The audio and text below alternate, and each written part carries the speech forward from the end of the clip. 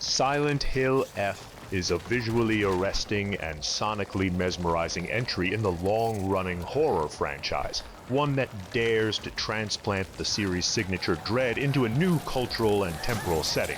Set in 1960s Japan, the game trades the fog-choked streets of the original Silent Hill for a rural village steeped in folklore and decay. The result is a world that feels both unfamiliar and eerily intimate, blooming with grotesque beauty and suffocating atmosphere.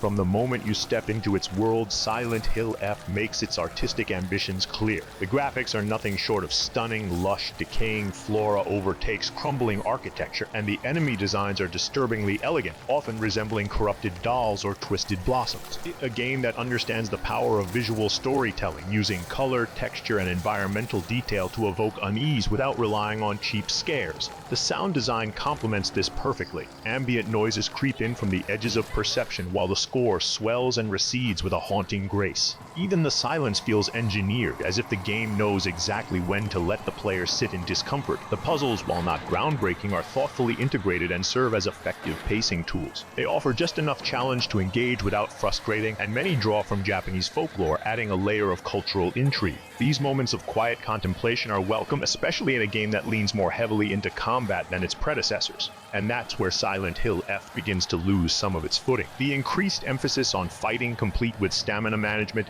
dodge mechanics, and parry systems, feels like a departure from the psychological horror roots that defined classics like Silent Hill 2. While the combat is mechanically sound, it shifts the emotional tone of the experience. Instead of feeling vulnerable and overwhelmed, players are often encouraged to confront threats head-on, which can dilute the tension and mystery that the series once mastered. In Silent Hill 2, the horror was internal, existential. Here, it's more external and reactive. The protagonist, Hinako Shimizu, is another point of contention. Her story is tragic, and the game certainly puts her through harrowing trials, but she lacks the emotional complexity and ambiguity that made characters like James Sunderland so compelling. Hinako feels more like a vessel for the horror than a fully realized person navigating it. Her motivations are thinly sketched, and while her transformation is visually dramatic, it doesn't resonate as deeply as it could. Despite these shortcomings, Silent Hill F remains a fascinating experiment. It's a game that tries to evolve the franchise by embracing new aesthetics and mechanics, and in many ways it succeeds. The atmosphere is rich, the presentation is top tier, and the horror, when allowed to breathe, is genuinely unsettling. But in its pursuit of innovation, it occasionally forgets the quiet terror and psychological nuance that made Silent Hill a genre-defining experience.